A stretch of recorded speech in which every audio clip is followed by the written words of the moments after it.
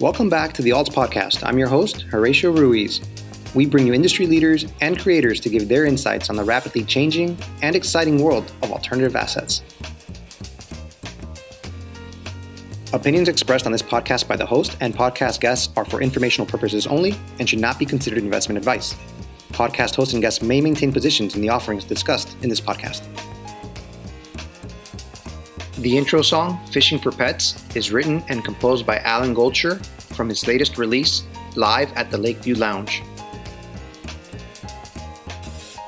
Our guest today is Corey Ashton Walters, founder and CEO of Here. Here is an investment platform fractionalizing shares of rental vacation properties. Corey and his team released their first IPO just a few weeks ago, an appropriately named home called Sunburst in Largo, Florida. In this episode, Corey talks about the inspiration behind Here, the unique opportunities of investing in vacation homes, and his vision for the company's future. I hope you enjoy my conversation with Corey.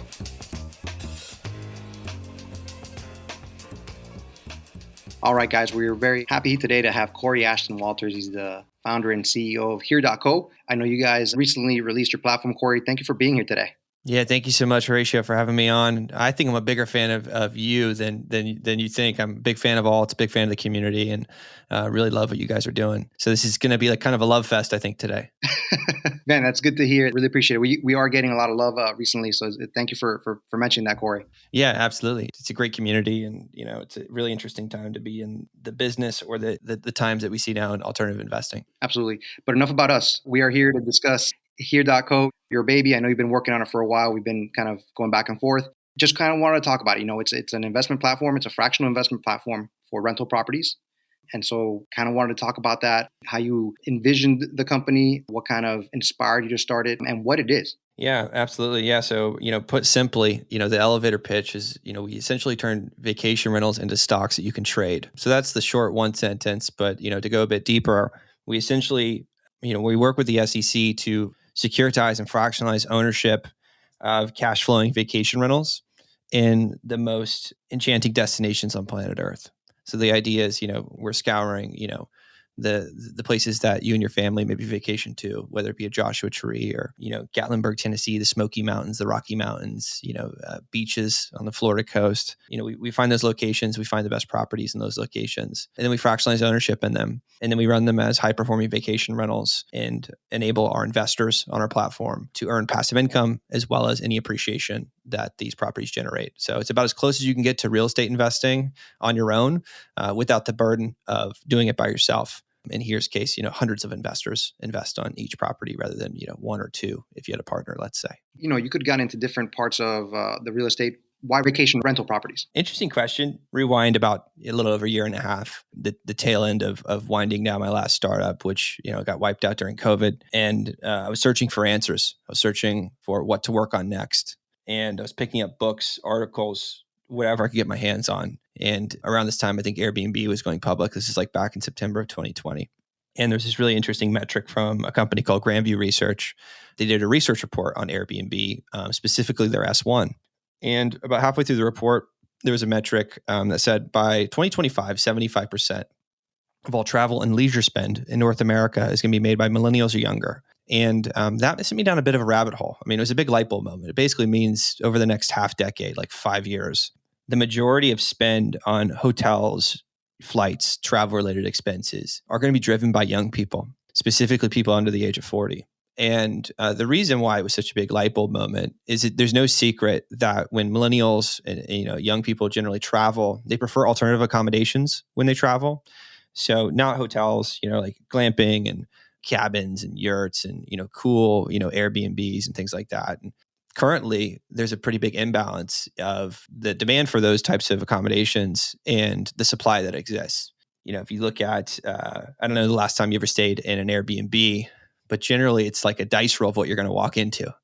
You open the door and it's like, is there going to be plates in the sink? Are the sheets going to be dirty? Is the AC going to work? It's totally random. And we thought, there's a really interesting opportunity here because vacation rental industry, specifically short-term rentals, are super fragmented. Most of them are independently owner operated. Most of us know a friend or family member that has an Airbnb that they run. And that's still pretty true to this day for the most part. It's a largely fragmented industry. So I thought, okay, there's going to be a pretty big supply demand imbalance of like this millennial wave that's coming in regards to travel and leisure demand and the supply that exists.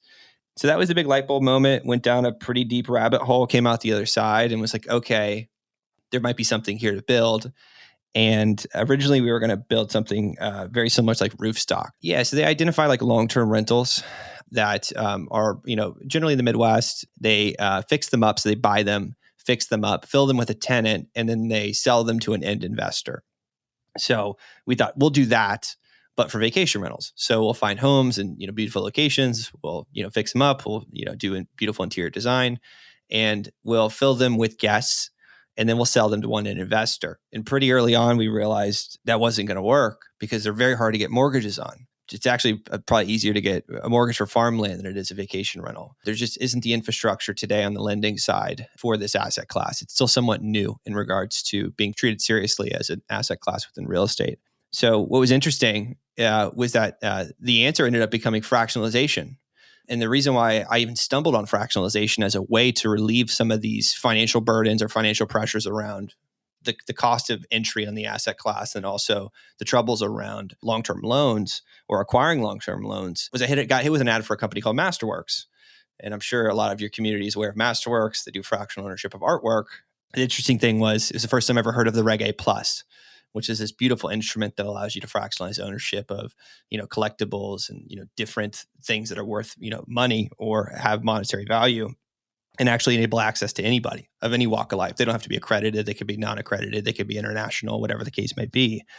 And I thought, I wonder if we pointed this at the vacation rental asset class, if we can remove some of these barriers that we were experiencing when we first started working on this project. And turns out, it was true. So we spent the last year or so working with the SEC to bring fractionalization for the first time to the vacation rental asset class. Awesome. Can we talk a little bit about your previous time? Because you were looking kind of at that real estate industry, and you mentioned before you were a co-founder at Homeworthy, right? Yep. So you were very familiar with real estate. How is your previous experience related to what you're doing now in terms of identifying properties or even looking at certain regions? I don't know if the two meshed and it kind of gave you an ability to transfer over your skills and your knowledge into something new. Yeah, Homeworthy taught me a lot. It was my first startup. It was the first time I experienced any type of hyper growth or startup style growth, so to speak, which is, crazy. You're pulling your hair out. You feel like the wheels are going to fall off the bus. It's out of control. But Homeworthy was interesting because what we essentially did was we enabled people living in rural America with the best tools and technology to sell a house. So we brought big city tools and technology to people living in rural America that wanted to sell a home. So drone aerials, 3D scans, video walkthroughs, really, really high quality deliverables that you would expect in a New York or Miami or a Los Angeles to small town America. And when I say small town America, I mean very rural, sub 1,000 people living in a town. And over the course of about a year after Homeworthy's inception, we grew from 2 cities in our service market to over 900 small cities and towns across the entire Pacific Northwest. And the big lesson I learned from Homeworthy, ultimately it didn't work out. The timing was wrong. COVID wiped us out. I could probably spend an hour talking about that. But the big lesson I learned, we built an entirely remote way to scale into a lot of cities fast. We call it city stacking internally. The idea was that we built remote systems to reach these homeowners in these really, really far, almost untouchable locations. I don't even think Amazon, maybe is the only service provider out there that's providing any type of, technological innovation on the local level, like Amazon Prime, that is. And I carried over a lot of that thought process. And when we looked at here or starting here around, how could we buck the existing trend of how most of these real estate startups work, where you launch a city, you go deep in a city, you launch another city, you go deep in a city, and it takes a long time to scale across the United States. I mean, sometimes a decade, sometimes long. Open Door's been around for almost 10 years, and I think they're in less than 30 or 35 cities. It takes a long time. So we took the same approach with here that we did with Homeworthy, which was, well, how can we hit or how can we touch a lot of cities quickly without having to go deep there, without having to set up an office on Main Street and set up, full boots on the ground. And that was a big key to how we thought about building here. So there was definitely some some lessons learned from Homeworthy that we've applied to launching here. Absolutely. Let's get into it. You launched a couple weeks ago, give or take, the property that you have. It's called the Sunburst on the Florida Gulf Coast. Yeah, I'm very proud. I named it that. That was my name. I take full credit for that. I'm not a copywriter, but we voted on it, and it was that I got the winning name. It was great. Yeah, I think of yellow. I think of something like warm and nice, Yeah, we take that approach to naming, which is a feeling. When we name a property, it's immediately what do you feel versus like 123 Apple Street or 456 Main. I don't know. It's more fun. It makes you feel more attached to the property. And it's a vacation rental. So you want to think about a hotel. When you say to a hotel, they come up with a cool name for the hotel. So for us, it's like the inside joke with Sunburst, or we call it internally Here One, was nobody really knows this, is that me and my daughter set up that unit myself. My daughter's 5 years old. She has no clue what an Airbnb is. And she calls them small hotels. So I always talk to her when I'm like, oh, I'm in the office. I'm working in the office, in my house right now. And she's like, oh, are you trying to buy more small hotels? So we think of these actually as kind of small hotels. So it's like when we name these and brand these, we try and think of it like a hotel. So, but yeah, that's the name. That's awesome to view them that way. And you chose Largo, Florida, right? So, which is on the Gulf Coast. Yep. And I did some, a little bit of research. So much to do around there, right? It's a beach town. Yeah, very close to Clearwater. And then some. It's got like other, nice parks, and right. It wouldn't be the logical choice though, right? It wouldn't be like the sense where you mentioned before, a California coast rental property or Miami or Los Angeles, whatever the case might be. Yeah, very random. Not on the top of your radar. Why? You're going to ask why, which is going to be the next thing. Why Largo? Why that market specifically is the first property? What did you see in Largo? What did you see about that home? And, as much as you could talk about it, you guys were able to fully fund the home. It was like a $390K offering, which to me is a large asset. So congratulations on filling that, because that's a lot of capital for one asset. So congrats on that. But yeah, why Largo? I wish I had this insane analytical data answer for you, but the immediate reason why we chose Largo was I live in a town called Merritt Island, Florida currently.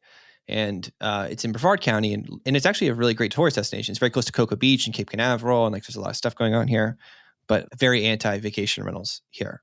So when I looked at launching our first market, I knew that I was going to have to stand up the first unit myself. I mean, you rewind 6 or 9 months. When you first start a startup, it's just you. You're doing all the dirty stuff. Whatever your business is, you're the one doing it. So I thought, if I'm going to be the one setting up this unit and making it beautiful, where's the closest legal market to me that is desirable? And Kissimmee and Orlando came to mind, but Orlando and Kissimmee are very challenging because you've got a lot of hotel competition, and you've got Disney competition, and even there has some regulation challenges. But my brother, shout out Corey, my stepbrother, he's got the same name as me. It's kind of awkward. My brother, he has a few vacation rentals in Largo, Florida. He's owned them for a couple of years now. And he's always bragged to me about how great that market was. So when I thought about launching a market, that was my first thought. I was like, it's going to have to be Largo, which is about 2 hours from my house. So I did a lot of driving back and forth. But Largo is incredibly situated from a tourism standpoint, or from a vacation rental market standpoint, because you're very close to Tampa. You're basically in the Tampa suburbs. You're situated between Tampa and Clearwater. Basically, to get to Clearwater from Tampa, you've got to go through Largo. You're 6 minutes from the beach. You are very close to Busch Gardens. You're very close to a large airport. The home values are somewhat, lower comparative to other coastal cities in Florida. So we did take an analytical approach to biting the bullet and actually buying the deal. But when we looked at markets, it was just the obvious, like it's the closest place. But it's an incredible vacation rental market. Also, by the way, it's legal to have vacation rentals there. So for us, that's really important. When we launch properties, we need to make sure that we can operate legally. But that's how we ended up in Largo. It makes sense. I mean, it makes sense every way, right? I mean, just because it was close to you, you're starting off the platform, and you did your research on it as well, right? I mean, and in the circular, right, there is a lot of data there to back up your investment. Yeah, certainly. Yeah, we definitely couldn't buy a property that was upside down, from an economic standpoint. We definitely thought a lot about that, and there's a lot of pressure on your first offering, whether you're doing fractional ownership of housing or wine or whatever the case may be, artwork. The first offering's got to look good. It's got to not look good just from an aesthetic standpoint, but also from a return profile standpoint. So that was something we took very seriously. But when we chose the market, it was very like caveman. I was like, oh, I know somebody here, so let's just, let's pick this market. And then you scour the earth to try and find a home that fits. And in this case, Sunburst fit the criteria.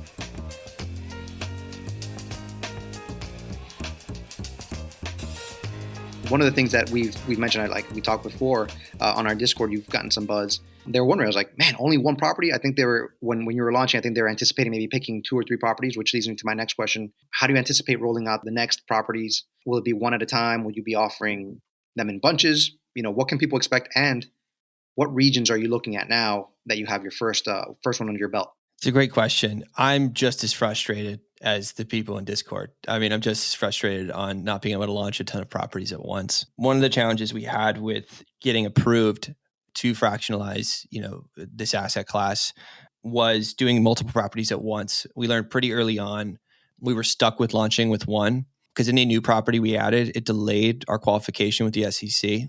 So we thought, okay, we have to bring one property to market. And then the idea is like after this, qualifications happen much faster on a much smaller time horizon, days instead of months. So that was the first problem that we saw. And we thought, well, we got to launch with something. And then we need to quickly identify the properties that we can add as amendments essentially to that initial offering, or at least that's the way it's structured. So yeah, I'm just as frustrated as, you and your community are in regards to that rollout personally. But, over the next couple of weeks, we're launching properties, all over the country. You name it, we're looking there. The first that come to mind is Big Bear, California, which is very close to Los Angeles. It's probably the closest ski snowboarding town to Los Angeles. It's about an hour and a half, 2 hours up into the mountains from LA. We're also looking at Gatlinburg, Tennessee. Gatlinburg is the big Smoky Mountain retreat destination, one of the most popular places to visit in the Smoky Mountains. The idea is, we're really looking for what we call destination markets. So these are places that people travel to vacation. Joshua Tree comes to mind. The Poconos come to mind. Where do you live, Horacio? New York City. You live in New York City. Okay. Yep. So like the Hudson Valley maybe comes to mind, or the Adirondacks, super upstate New York. So we're really looking in like the most beautiful places on planet Earth. But internally, we're launching a lot of markets. So we have a pretty interesting acquisition schedule of not having to go deep in each market to launch a market.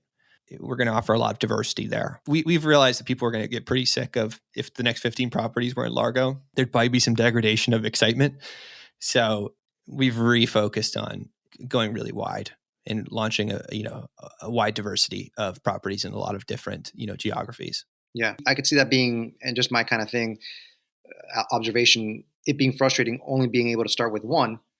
But at the same time, I think maybe it's good in that you don't have to worry about 3 different things happening, 3 different properties at once. It gets your feet wet. And then once that happens, then by regulations, now the floodgates are open and now you guys can really get the ball moving. Yeah, certainly. Yeah, it's like building the template. Sunburst, or, it was essentially the template for future offerings. So we largely replicate that template, and we are able to move much faster to get approval. The tough thing is we've got to get approval from the SEC before anybody sees anything. So we're kind of like Amazon in a way. We're working 2 years in the future before anybody sees anything. And then you get, so it's this weird feeling of like, we're not a big company, but I feel like the CEO that works 3 years in the future in a way, because we just can't launch things, as quickly as we'd like because of, X or Y stakeholder. Specifically in our case, it's, the government. Did you use the same model where you kind of found these homes that were in decent shape, but then you kind of put in some capital improvements in there to like you said, if you're going to advertise them and kind of get people to want to come to your property, you gotta spice it up a bit. Yeah, certainly. Right now, we currently look for vacation homes. So generally people's second homes. So somebody that owns a second home that they visit, on summers or on winters, depending on the destination. And then we turn them into vacation rentals. So in many cases, they already have beautiful furniture. They already have a lot of the things needed to be able to move quickly to launch an offering. But after that, once we've identified a property and, we put under contract and start moving through an offering, we then identify value add improvements for the property. And very contrarian to how most people think about value add. In real estate, value add could be renovating a kitchen or renovating a bathroom or things of that nature. What we look at with value add are things that optimize and increase the booking revenue and the occupancy rate for the property, because that's the big differentiator for the vacation rental asset class, which is cash flow. So we look for things like, does this have a hot tub? Does this have board games? Does this have a work from home setup, meaning like a dedicated office, a nice desk, perhaps a stand-up desk, perhaps an external monitor with an HDMI cord? Those are things that we look at that actually set the property apart from others in the market, and it increases or potentially increases booking revenue and the economics of the performance of the property. So those are the things we look at for value add when we are essentially underwriting a property to launch on the platform. That's so interesting. You wouldn't think about those little things, from the outside, right? Like, yeah, and they add up for sure. It varies market by market, but there's some markets where a pool will add 30% in booking revenue, which 30% seems like a big number. But if you added that to, let's say, $200,000 a year in booking revenue, which some properties do, you're talking a $60,000 increase per year to booking revenue by adding a pool. And hot tubs are very similar. I think it's a 10 or 15% lift. And even adding a grill, like if it doesn't have an exterior grill or a fire pit, there are these little bumps to booking revenue that if you start to stack them, you see this really interesting lift to unit economics and value add. So we think that as a big differentiator here is, we look pretty deep at those different opportunities to add value to the property. Sure. And I guess that kind of ties into the differentiator, right? The competition can be fierce, right? I mean, there are other companies out there that have fractional vacation rentals. Sure. You did touch on that before. You said it's a growing market. There's an opportunity there. When you refer to the Millenials are going to be responsible for more than half of these bookings, non-traditional bookings, right? So that's one thing that's going for you. But what are your thoughts on that, on the competition? Is there room for everybody? We hear that a lot in the fractional investment space. Or is it something where you are really going to have to be forced to, be a little bit different? Yeah, I think we're all going to have to compete on product. I think at the end of the day, the best product wins. There's always going to be new entrants to new markets in every category of business. So we think we're building the best product, and we think we have the best team to accomplish that. And we're relentlessly focused on improving our product. Relentless, consistently unsatisfied is probably my mantra currently, which is dramatically improving product, whether it be, investor experience, whether it be, those value add, things that we look at when we underwrite a property, or markets or new markets or partnerships, on the property level. But I do think there's opportunity for a lot. I mean, there's a lot of different ways to cut this. And it seems like a lot of companies are focused more on traditional long-term rental. Fractionalization, I'd say that's the biggest growing market. We're laser focused on vacation rental, as an asset class. This is what we're going to do. This is what we built our team on, and we're going to continue to build our team on, is that focus. Before I move on, just want to ask: is the Sunburst currently available for rent? Is it out? Yep, totally. Yep, open to the public. Yep, 100%. I'll send you a link after this, but go to Airbnb and search for Largo properties, and it'll pop right up. It's actually the same photos that you see on the offering. But totally available for rent. We're trying to build out things into the roadmap that, make it easier for investors to get access to properties they've invested in, whether it be to stay in or whether it be to share with friends or family. We're trying to figure out a way, on our roadmap to create a clean, product experience there to share that. Kind of want to move into some of the more nitty gritty stuff, things that people are always curious about. This is easy. I mean, who's able to invest on the platform? Accredited retail investors. What are the minimums going forward? I know you're offering $1 per share for the Sunburst. And if you could also talk about like the fees that are involved as an investor, right? What can they expect to be taken out of potential return? Yeah, great question. So first and foremost, I'll go into accreditation. So at this time, anybody with a Social Security number can invest on here. What that means is anybody that is non-accredited, anybody that is accredited, you could live internationally as long as you have a Social Security number. And the current minimum investment is $100. So that's the minimum, basically, investment to open up an account at here. The share values change from property to property. I believe Sunburst was $1 per share. It made it really easy to determine how many shares there were when it's $1 a share. You just tie it to the market cap. That's actually why we decided to go down that route. There's a good chance the next few will start there. We really think it helps us future-proof the company. What we've learned is if you start at $150 a share, what happens when you reduce your minimum investment and then you start to price out, these investors on these properties that you start off with really high share values. So that was more of a strategic decision to kind of future-proof the company from a barrier standpoint. So those are, a few optics there. In regards to, how we make money, that's the most important thing for investors thinking about investing on here. We have a pretty simple approach to our revenue model. We collect a 10% sourcing fee to each property that we acquire. So that covers things like, putting the legal docs together, any short-term financing that we put in place, any costs that are associated with acquisitions and buyer aggregation. Think of it as like our service fee. And that's our service fee to, scour the earth and fractionalize these vacation rentals. And then on an ongoing basis, we collect a 1% asset management fee. And that fee covers things like getting your K1s together to issue them to investors, accounting, bookkeeping, regulatory filings, things that are associated with the individual investor and maintaining their books and their records on the platform. And those are the only two ways we make money. Pretty simple, pretty clean pricing structure. That 1% fee is like an annual fee? Yeah, it's an asset management fee, and it's tied to the asset's value. So on a $400,000 property, we collect a $4,000 asset management fee, and that's taken out of the booking revenue for the property. So it's not like it's like a draw out of your checking account personally or anything like that. It's essentially taken out of the net proceeds that the property generates.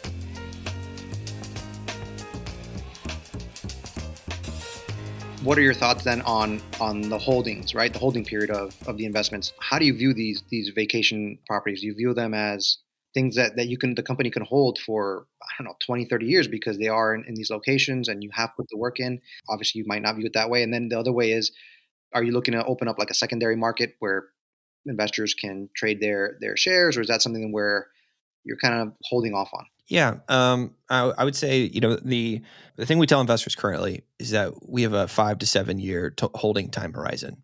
So that's how long we plan to hold each property. Some properties will sell sooner. Some properties will hold longer, but I would estimate 5 to 7 years as a maximum time horizon. Additionally, investors have a 180-day window from when they buy shares to when they could sell shares to another investor.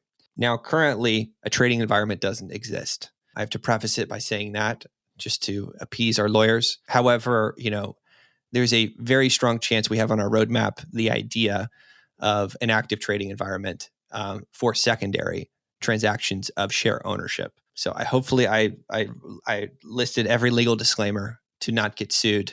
But currently there's no active trading environment. However, I'd be lying to you if I didn't say we were, actively thinking about it and actively building towards it. But I'm not able to share a timeline of when that will happen. But I would say with investors in regards to holding time horizon, I would average 5 to 7 years because that's what we officially disclose.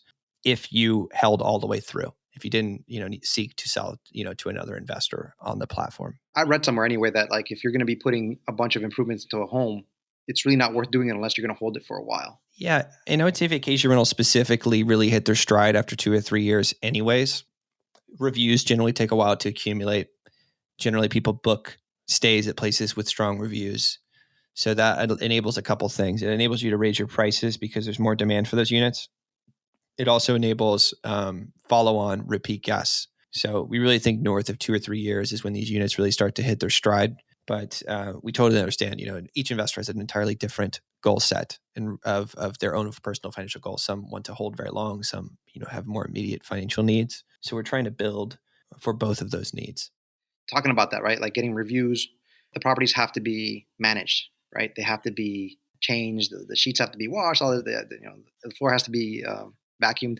How are you managing those properties? Yeah, so currently we partner with local third-party property managers on the local level. It allows us to launch properties in a pretty high velocity fashion, being able to launch markets pretty quickly and properties pretty quickly. We take the sourcing of our partners on the property management level pretty seriously. So generally we try to work with the best and the brightest. In some cases, it's a national brand like a Vacasa or an Evolve or an Avant Stay. But in other cases, the best option in a market could be a local property manager that's been there for 30 years. It's a family business and, they know the market like the back of their hand. Pretty early on, we were presented with an interesting path of, do we set up property management ourselves in these markets and install, a local business in each market, or do we partner directly with existing? And, we found partnering directly was the best option just from a scalability standpoint, but also you're not really displacing jobs when you do that. You're enriching local economies. You're not the big bad wolf that's coming in and,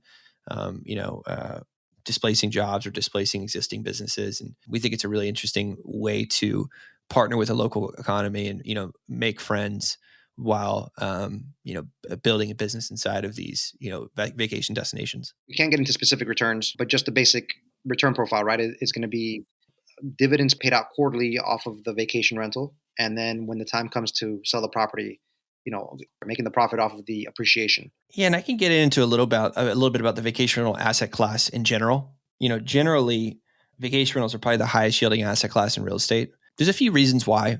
I'll get into the first. The main reason why vacation rentals are, probably having their moment currently, or Airbnb specifically, is the common, word that people use with vacation rental, having a moment, is they generally produce around 150 to 160% more cash flow than a comparable long-term rental. So what's interesting is that they have unit economics like a hotel. So, really, really high cash flow. You do have a high expense rate, but not nearly as high as the, cash flow ratio.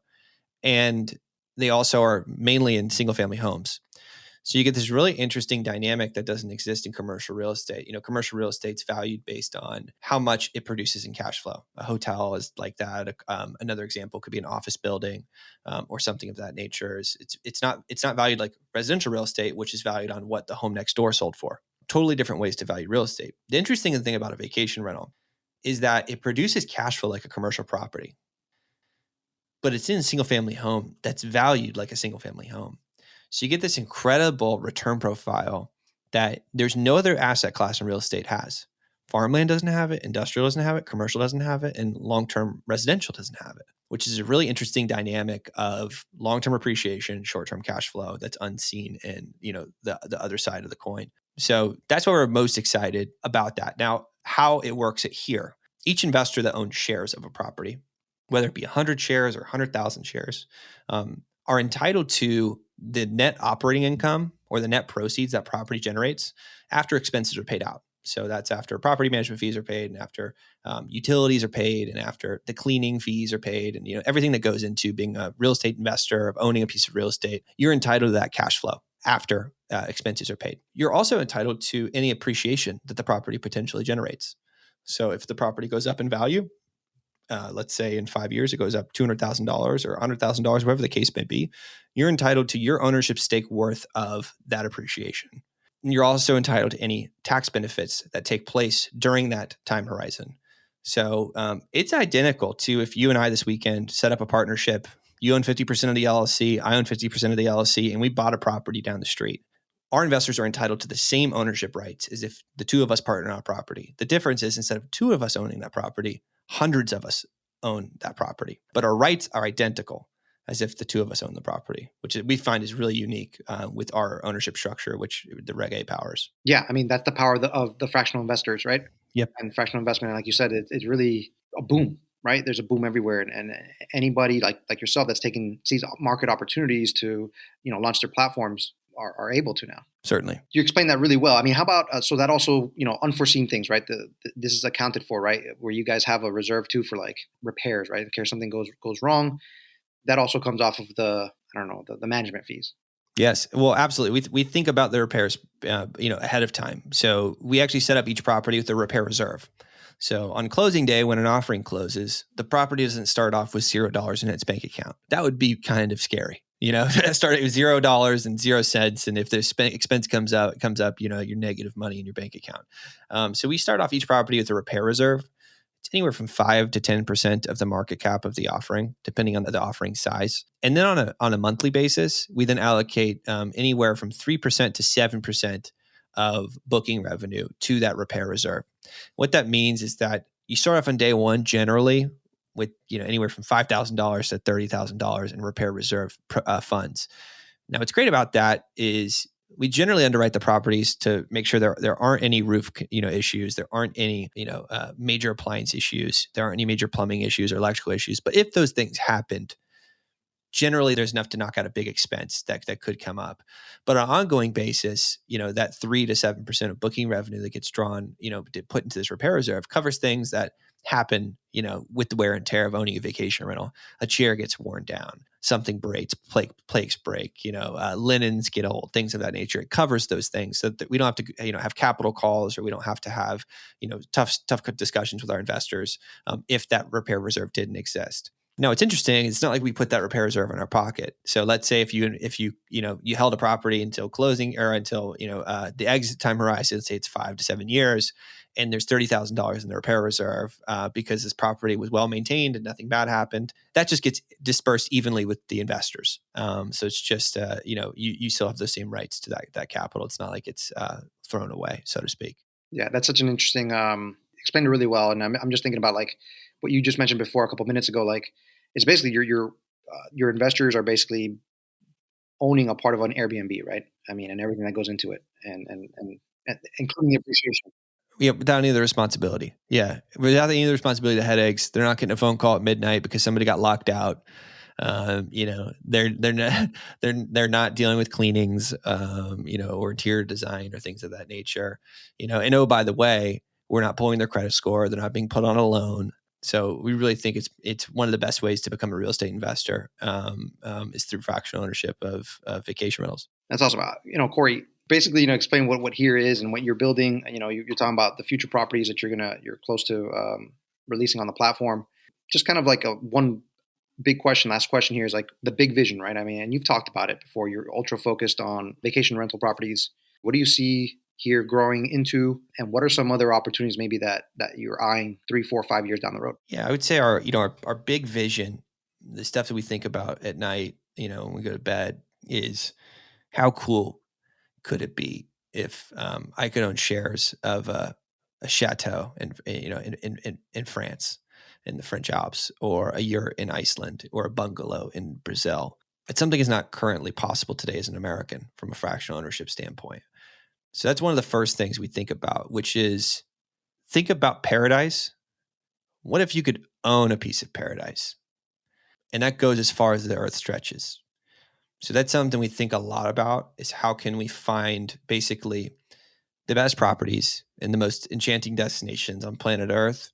How can we find them and then unlock them to the average person from an investment standpoint, from an access standpoint, and then eventually, hopefully, allow them to be traded freely amongst those people? So I guess that's the big vision. That's the thing that we're really thinking about and what we think, is an important part of our mission.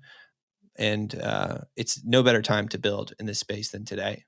We think we're poised to accomplish that goal. So you're talking about going international and then also pulling in international investors. A little bit of both. Well, Corey, thank you so much for taking the time to explain here. It's an exciting new platform. Like I said before, I know that our Discord was a buzz when you guys opened up for buying the shares. And so I think you got a good start there, man. And so appreciate it. And thank you for the love that you gave at the beginning. Oh, yeah. Thank you. Anytime, Horacio. I appreciate it. Big fan of Alt's, big fan of the mission and, the community you're building, and would love to stay in touch and, provide any data that we can about the vacation rental asset class and fight to get that category on Alt's here. Absolutely. Take care, Corey. Hope to catch up at some point soon. Maybe we always like to get guests back and get updates. Thanks again, Horacio.